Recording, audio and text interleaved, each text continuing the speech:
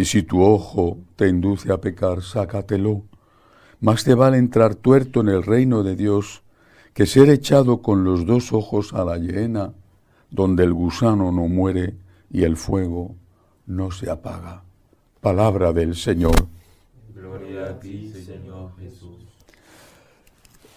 Es un evangelio el que hoy meditamos, que aunque pueda parecer extremo en algunas de sus afirmaciones, cortarse la mano, cortarse el pie, sacarse el ojo, en realidad esto hay que entenderlo de una forma espiritual, de una forma simbólica. Vamos a verlo con calma porque tiene muchas enseñanzas. La primera, aquellos que no quieren que otras personas que no eran de su grupo hicieran milagros en el nombre del Señor. El que no está contra nosotros está a favor nuestro, dice Jesús. No dice al revés, el que no está a favor nuestro está contra nosotros, sino el que no está contra nosotros está a favor nuestro.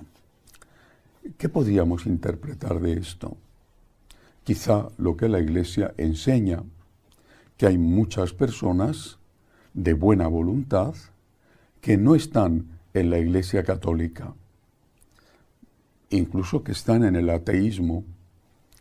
Estas personas atacan a Cristo, dice el que no está contra nosotros, por lo tanto, si atacan a Cristo, está contra Cristo. Pero muchas de estas personas no atacan a Cristo, tienen una actitud de aprecio, no tienen fe, pero tienen una actitud de aprecio a la figura del Señor. Incluso en algunas religiones ven a Jesús no como lo que es Dios verdadero y hombre verdadero, sino simplemente como un gran profeta. Bien, estas personas se pueden salvar. Se pueden salvar en función de su religión o de su ateísmo, que es otro tipo de religión. ¿Qué es lo que enseña la Iglesia? Creo que es muy importante conocer el magisterio para no confundirse en una época donde los mensajes equívocos y ambiguos abundan. ¿Qué enseña la Iglesia? Ahí está el catecismo y está el documento Dominus Jesus que publica el entonces cardenal Ratzinger, por supuesto, con la firma del Papa San Juan Pablo II. Dice lo siguiente: Cristo es el único Salvador, el único. El propio Señor lo dice: nadie va al Padre si no es por mí.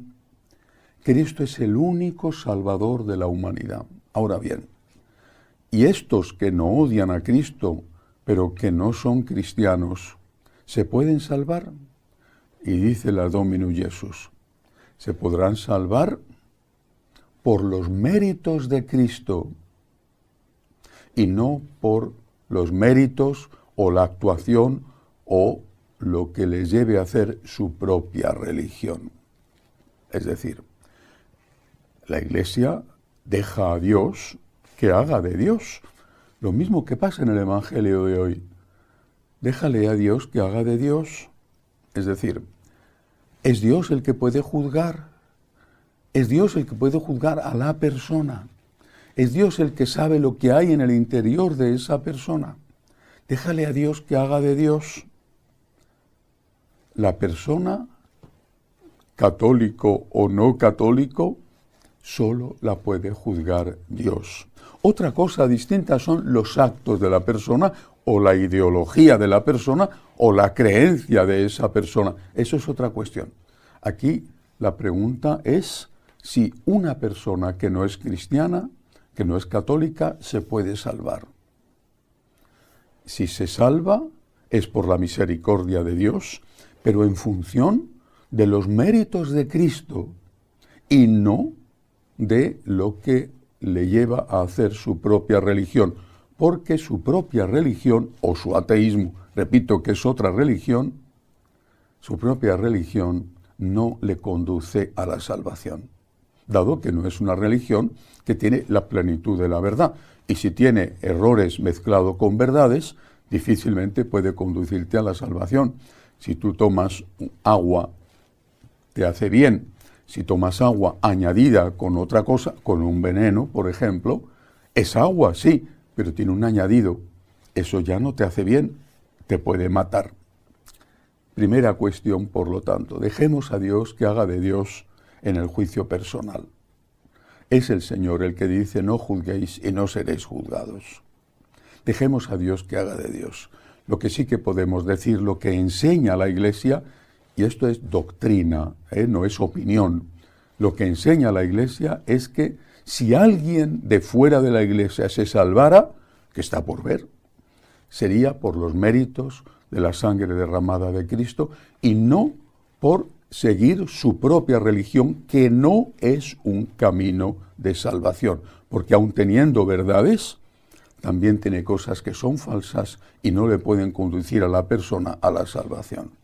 Primera enseñanza. Segunda, dice, el que os dé a beber un vaso de agua en mi nombre, os digo que no se quedará sin recompensa. ¿Somos conscientes de que el Señor agradece de forma especial lo que se ha hecho a sus ministros, a ellos en cuanto personas, a la Iglesia en cuanto institución? Muchas veces no. Yo creo que en ese sentido, de verdad no quiero que sea una crítica y no quiero que nadie se ofenda, pero muchas veces los latinos, más que otros, mucho más que otros, no así, por ejemplo, los latinos que viven en Estados Unidos o los que viven en España, pero muchas veces, no todos, pero sí muchas veces, no ven a la Iglesia o no ven a los sacerdotes como alguien que tiene derecho a su ayuda.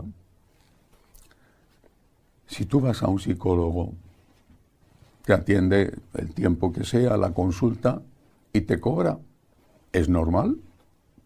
Si tú vas a un médico, te cobra, es normal, tiene que vivir de eso. Y si vas a un abogado, te cobra, tiene que vivir de eso. ¿Por qué no piensas cuando vas a misa, cuando vas a pedir un consejo a un sacerdote, que tiene que vivir de eso? A veces pocas veces recibo en la pequeña comunidad que es este seminario en las afueras de Roma, algunos franciscanos de María. Los que vienen de Estados Unidos o de Europa siempre dejan una limosna, una pequeña o no tan pequeña limosna. Hay un seminario, hay seminaristas, vienen a celebrar la misa con nosotros, vienen de distintos países, se quedan muchas veces a desayunar con nosotros después de misa. Siempre dejan algo. Es normal, incluso para pagar el desayuno. Los que vienen de Latinoamérica jamás dejan nada. A veces un regalo de una cosa que te sirve o no te sirve. No es un problema de maldad, no es un problema de falta de amor, de verdad no lo es. Y yo no me lo tomo como una ofensa. Es un problema de educación, ese es el problema. Es un problema de no entender la palabra del Señor y de pensar que a la Iglesia no hay que ayudarla. Quieres que haya sacerdotes y quieres que te pongan uno, además jovencito y que hable bien, etcétera, etcétera, en tu parroquia.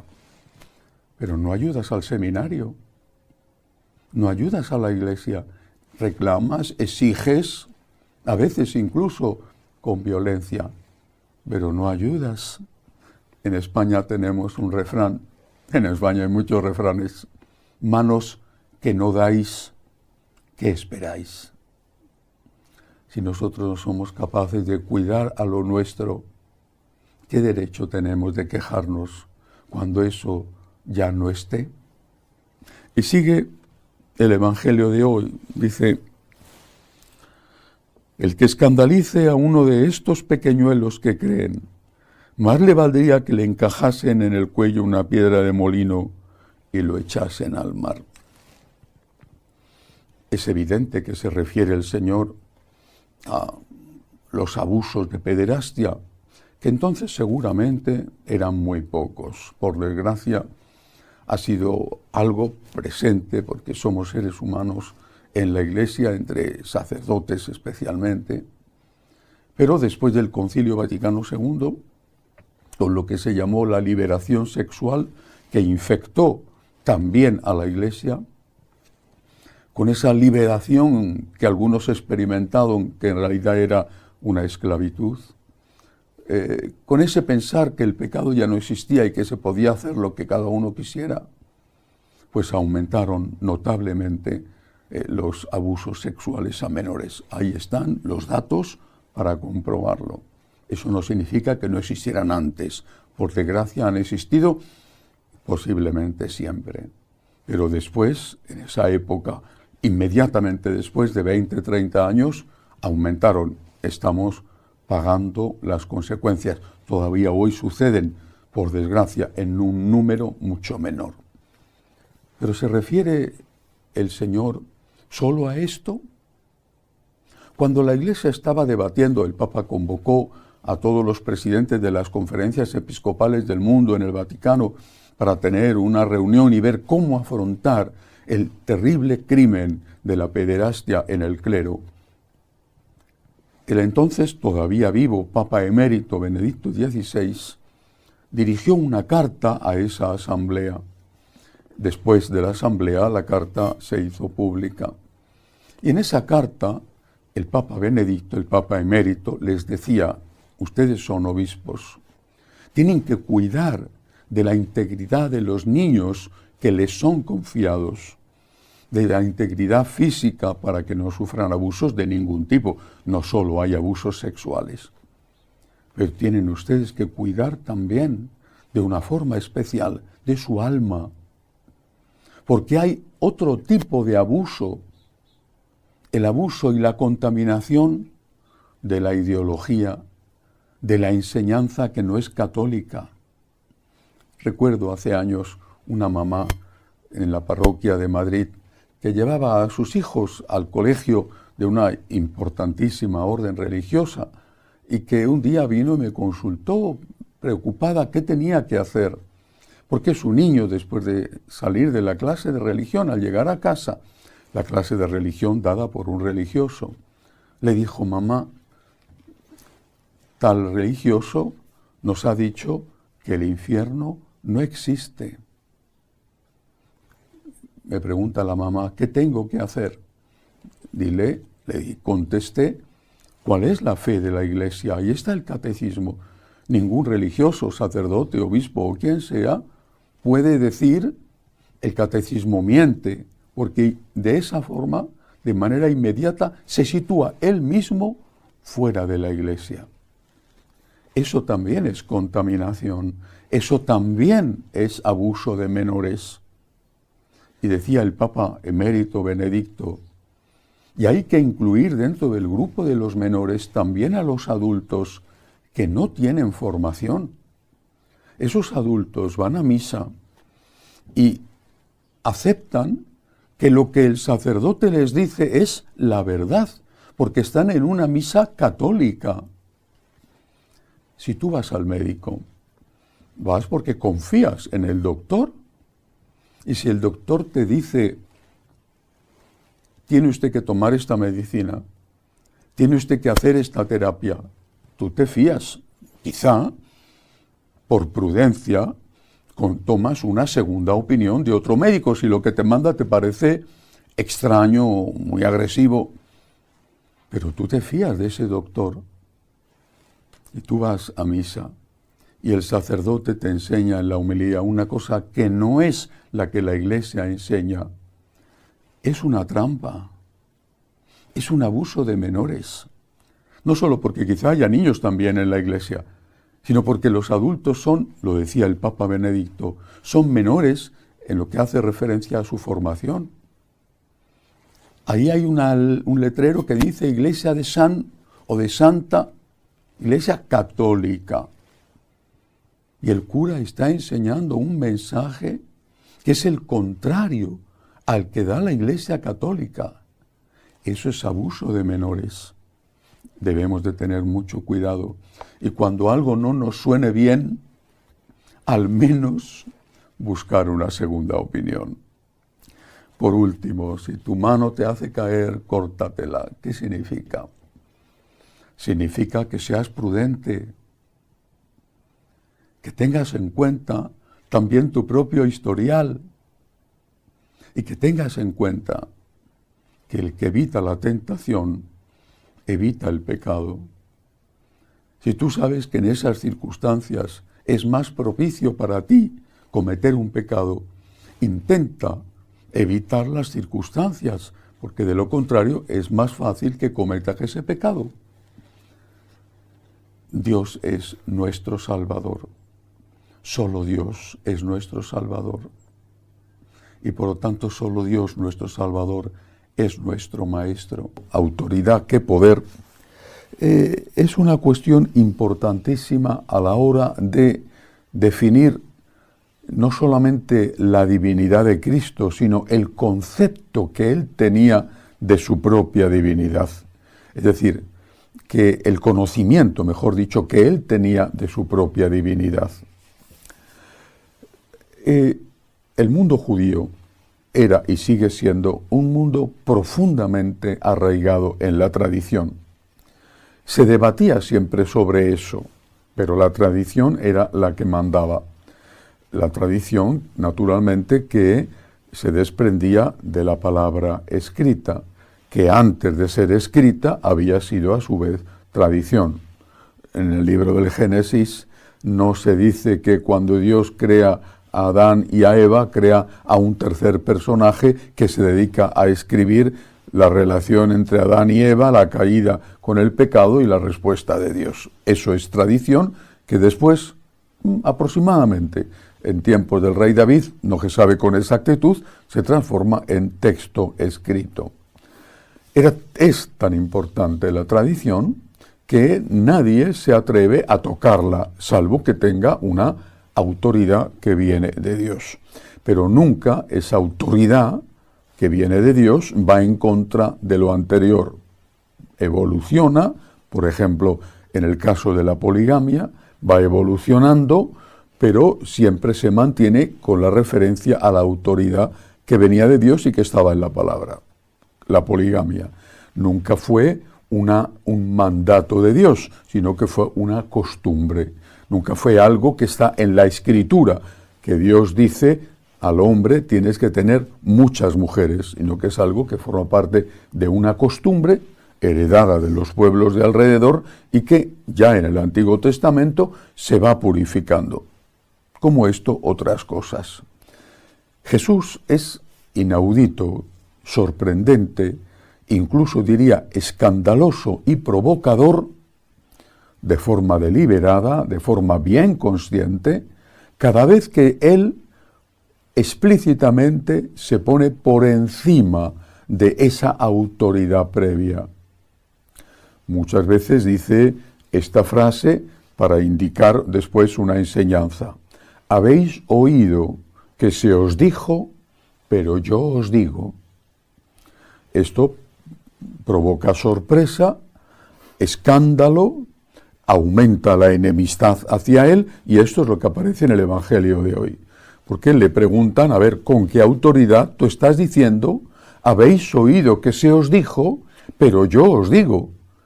Estás diciendo tú que estás por encima de aquellos que nos han precedido y nos han dado unas enseñanzas litúrgicas, por ejemplo, el respeto a la ley del sábado, la prohibición de determinados alimentos, o una tradición que nos ha dado enseñanzas morales, por ejemplo, la aceptación del divorcio.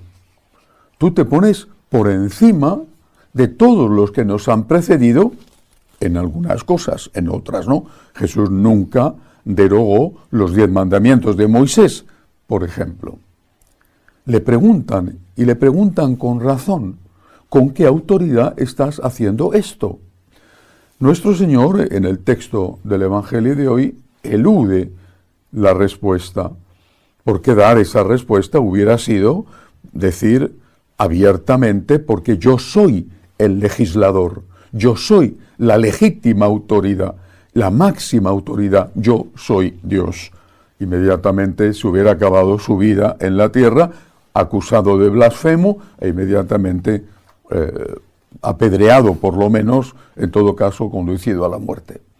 No hubiera podido hacer lo que le faltaba por hacer, tanto de enseñanzas como, por ejemplo, de sacramentos, los que tuvieron lugar en la última cena.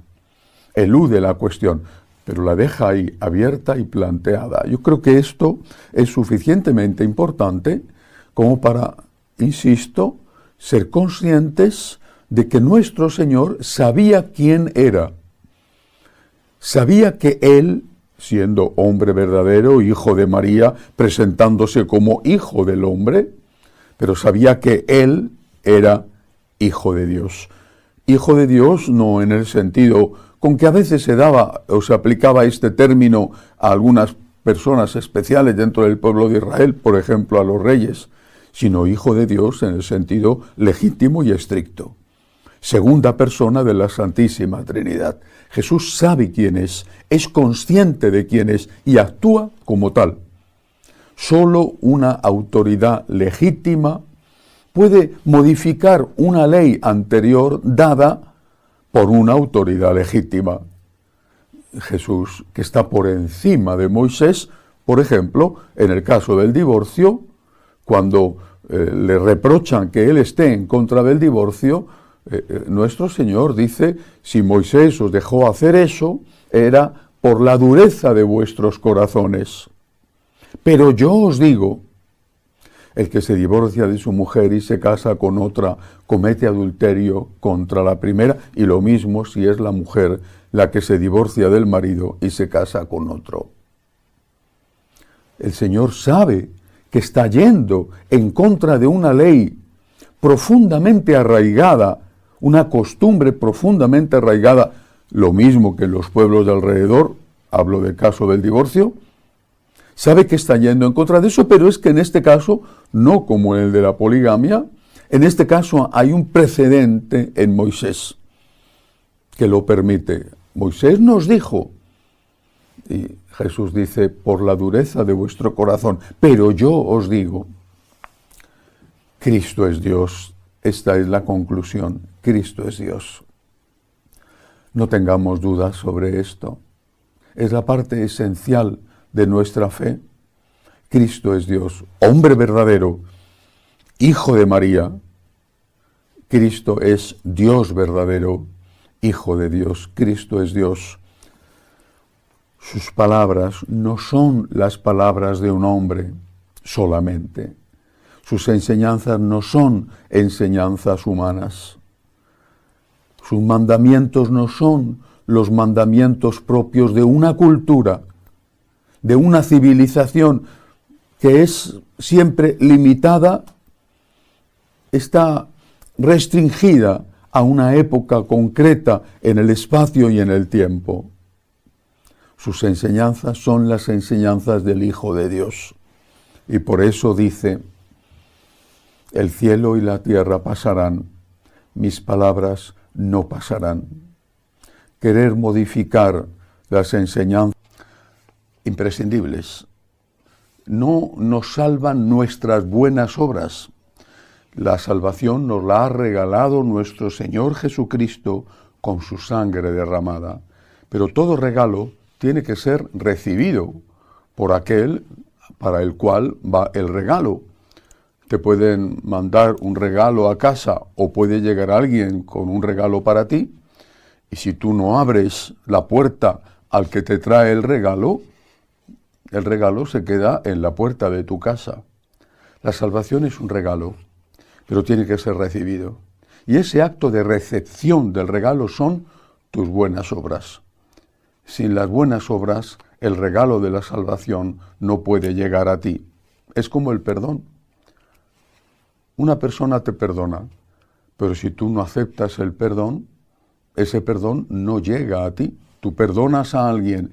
Si esa persona no quiere aceptar tu gesto de reconciliación, tú has hecho tu parte, pero la reconciliación no se produce. Sin buenas obras no hay salvación, y esto debemos tenerlo muy claro. Los protestantes, y esa fue una de las los tres solos de Lutero, Bueno, la sola fides es el primero de esos tres solos. Solo la fe basta para salvarse. Se parten de un fragmento de la carta de San Pablo a los romanos que olvida el conjunto de la carta, el conjunto de todas las cartas de San Pablo y sobre todo olvida la palabra de Jesús reiteradamente dicha y recogida por los evangelistas y que de ninguna manera San Pablo podía ignorar y no lo hizo, repito, y ahí está el conjunto de sus cartas. Pero como no hay peor ciego que el que no quiere ver, se obstinaron y se siguen obstinando en que no hace falta las buenas obras y que basta con decir, yo creo en ti, Señor, y ya entonces te vas al cielo, aunque haya sido un criminal, un corrupto, aunque haya sido una persona que no está arrepentida de sus malas obras. Sin buenas obras no hay salvación, no nos engañemos y no engañemos. Las buenas obras no nos salvan, pero las buenas obras son lo que da la oportunidad a la salvación de Cristo de llegar a nosotros. Dicho esto, el Señor pone un ejemplo muy claro. Debemos de construir la casa sobre roca. Él es la roca. Debemos de construir la casa sobre Él. Él es la roca. ¿Cómo se construye la casa sobre roca? Hay dos cosas distintas, complementarias, y una la primera y la otra la segunda. La primera, construir la casa sobre Cristo, la roca. La primera es la fe. La fe en todo lo que significa nuestro Señor Jesucristo, su divinidad, su humanidad, su enseñanza, su mensaje. ¿Cómo vas a tener buenas obras si resulta que estás confundido en los principios morales? Siempre pongo un ejemplo y no porque tenga nada contra los fumadores, sí tengo mucho contra el vicio del tabaco. Mi hermana murió de cáncer precisamente por aquella tontería de algo hay que morir y murió terriblemente. A ti te dicen que fumar es bueno, una mala teoría, y tú fumas. Te han engañado con la teoría y tú fumas. El hecho de que tú pienses que es bueno va a afectar en algo a tus pulmones. Tanto si piensas que es bueno como si piensas que es malo, tus pulmones no entienden de lo que tu pensamiento dice, cree, opina. Tus pulmones enferman, punto. En cambio, pensar que fumar es bueno sí va a afectar en tanto que vas a fumar más. Y por lo tanto, tus pulmones van a enfermar más rápidamente y las consecuencias van a ser más rápidamente y van a ser más trágicas. Sin una buena teoría no puede haber una buena práctica. Por eso cuando decimos que hay que construir la casa sobre la roca, lo primero que decimos es que la roca es Cristo, persona, mensaje. No solo persona y mensaje. Deteriorar el mensaje es ofender a la persona. No puedo decir, creo en Jesús o amo a Jesús y después decir, bueno, lo que ha enseñado Jesús, eso es una cosa antigua, es una cosa pasada de moda, es una cosa de otra época, es una cosa que estaba influida por su cultura, etcétera, etcétera. Construir la casa sobre la roca empieza por aceptar íntegramente tanto la persona de Jesús como el mensaje de Jesús. Jesús es la verdad y sus palabras no pasarán. Eso por un lado. Por otro lado está la segunda parte. Primero el mensaje, primero la teoría y ahora viene la práctica. Construir la casa sobre la roca significa no solamente aceptar la enseñanza, sino intentar practicar esa enseñanza. Y ahí tenemos todos, menos la Santísima Virgen María, la Inmaculada, ahí tenemos todos un problema. El pecado personal. Empezamos la Santa Misa diciendo, yo confieso que he pecado mucho. Después decimos, Señor, ten piedad. Y luego antes de comulgar decimos, no soy digno de que entres en mi casa. Cada uno de nosotros tiene que reconocerse como lo que es, un pecador. Partiendo de ahí, pasamos a la humildad de pedir perdón y al agradecimiento por el perdón recibido. Eso significa que un pecador, cualquiera de nosotros, claro que hay niveles en el pecado, ¿vale?, pero todos somos pecadores, significa que no construye la casa sobre roca. Si tú pones en primer lugar la fe en Cristo y la aceptación íntegra de su mensaje, puedes hacer después una cosa: pedir perdón por tus pecados. Y 70 veces 7 el Señor te va a perdonar. El Señor ha venido para perdonarte tus pecados. Y el Señor quiere perdonarte tus pecados. Pero el perdón del Señor no llega a ti si no estás arrepentido y con propósito de enmienda. No llega a ti si no eres consciente de que has obrado mal. Ser consciente de que has obrado mal probablemente va a evitar que peques más o que peques tanto. Pero ser consciente de que has obrado mal, sobre todo, va a permitir al perdón de Dios, por tu arrepentimiento, que llegue ese perdón de Dios a ti. La construcción de la casa sobre la roca implica la fe y una vida santa. Y una vida santa, una vida perfecta, no la tenemos ninguno. Todos nosotros decimos: Señor, ten piedad. Señor, ten misericordia. Señor, perdona mis pecados. Repito, todos menos la Santísima Virgen. Sin embargo, el hecho de saber a dónde tenemos que llegar, el hecho de saber que el Señor nos ha dicho: sed perfectos como vuestro Padre Celestial es perfecto, que el Señor nos ha invitado a ser santos, ese camino que hacemos hasta el fin de nuestra vida, eso es, por un lado, lo que va a evitar que pequemos más, que pequemos tanto, y lo que va a permitir que el perdón y la misericordia de Dios llegue hasta nosotros. Construye la casa sobre la roca que es Cristo. Tu roca es Cristo. Y constrúyela aceptando íntegro su mensaje. Y constrúyela haciendo lo más posible en tu vida práctica aquello en lo que crees, y pidiendo perdón cuando no puedes conseguirlo porque eres un pecador. Esa petición